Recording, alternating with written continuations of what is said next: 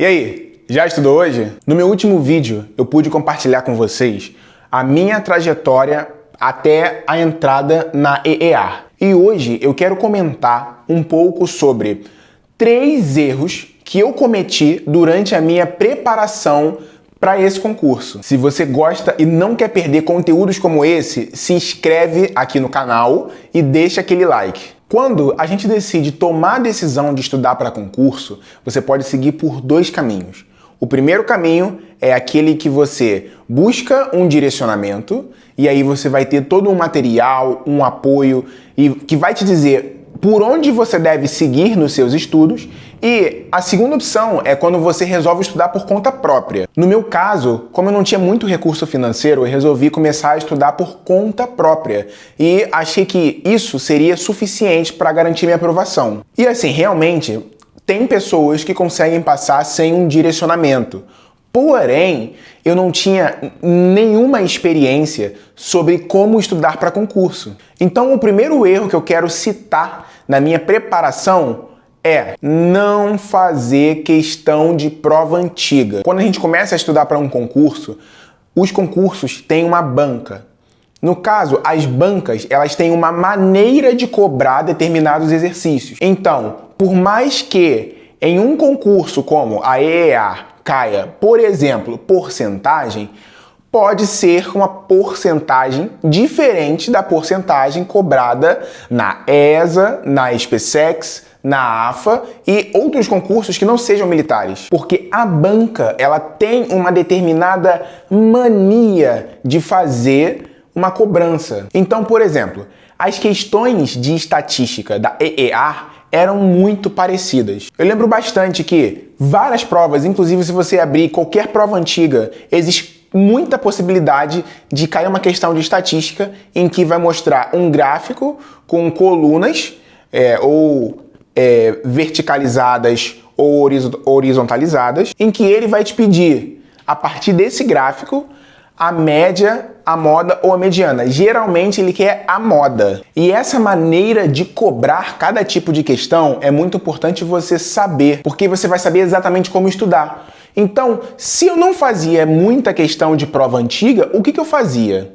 Na verdade, o que eu fazia era pegar meus livros de física e começar a resolver questão, achando que simplesmente resolver as questões do livro seriam suficientes para eu deduzir a resposta da prova de concurso. Só que a maneira que é cobrada dentro do concurso, ela é diferente. Tem algumas peculiaridades e peculiaridades repetidas. Então, se você criar o hábito de fazer muitas questões de prova antiga, você vai decorar como que é a cobrança daquilo. E na próxima prova que você for fazer, você vai saber exatamente o caminho que você tem que fazer para resolver aquele tipo de questão. E é por isso que eu sempre falo, você precisa conhecer os tipos de questões. Conclusão: faça todas as provas antigas que você conseguir. O segundo erro que eu cometia era que eu subestimava matérias que eu considerava como fáceis, que eram português e inglês. Isso também foi falado no meu último vídeo, que eu vou deixar o link aqui.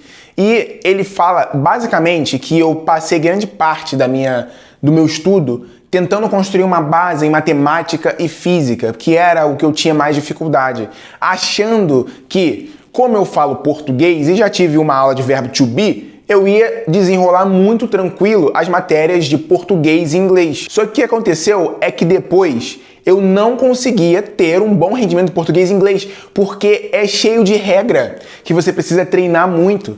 E como eu nunca tinha estudado antes para concurso com sucesso, eu sempre ficava perdido sobre o que eu tenho que estudar. Então o que eu tenho para te falar é que você não pode subestimar nenhuma matéria. Mesmo se você for muito bom em inglês, eu tenho nível C2 de inglês. Cara, dá uma atenção. Não deixa de fazer questões, não deixa de separar um tempo de revisar, porque isso me quebrou por um tempo. Eu poderia ter sido aprovado mais cedo se eu tivesse conciliado melhor esse tipo de estudo. E o meu terceiro erro enquanto eu estudava para EEA era a questão do direcionamento. Desde o início eu tenho falado aqui que eu não tinha curso, eu estudava sozinho. Dá para passar estudando sozinho? Dá. Inclusive, se você quer que eu faça um vídeo de como que você se prepara estudando sozinho, eu faço. Por quê? Porque eu entendi que de quando eu estava sozinho e depois para quando eu comprei um curso, o que faltava aqui desse lado. Depois que eu entendi todo o conteúdo, eu entendi, cara, dava para passar se eu estivesse estudando sozinho. Dava. Eu só não sabia que existia esse outro lado aqui, esse um pouco mais de conteúdo. Quando você não sabe o que tem pela frente, fica muito difícil se preparar para aquilo. E aí você pode pensar, ué, se você lê o edital, você vai ver exatamente o que cai e você vai estudar aquilo. Não é tão simples. Por experiência própria, não é tão simples. Você pegar, copiar ali, porque dentro de um conteúdo que ele fala que vai cobrar, tem vários subtópicos. E quando você joga no Google, o Google não vai te falar que tem aqueles subtópicos. Você vai fazer exercício daquilo, vai aprender um pouco sobre aquilo, mas é diferente. Quando você tem um direcionamento, fica esmiuçado. E o que é um direcionamento? É um curso. É basicamente isso, é um curso. Eu não estou aqui vendendo curso nenhum, estou falando que eu comprei um curso para me ajudar. E aí eu tinha a aula 0 de português, que eu não sabia, a aula 1, a aula 2, a aula 3, e cada aula tinham PDFs, cada aula tinha videoaula, cada momento tinha live para poder reforçar alguma coisa, tinha fórum de dúvidas, tinha várias coisas. Então, eu fui me apoiando em alguma coisa ali e aí eu senti que eu comecei a caminhar. Aí depois que eu consegui obter uma base e comecei a ficar realmente competitivo dentro do concurso, eu vi que quando eu tava lá, não era impossível passar não.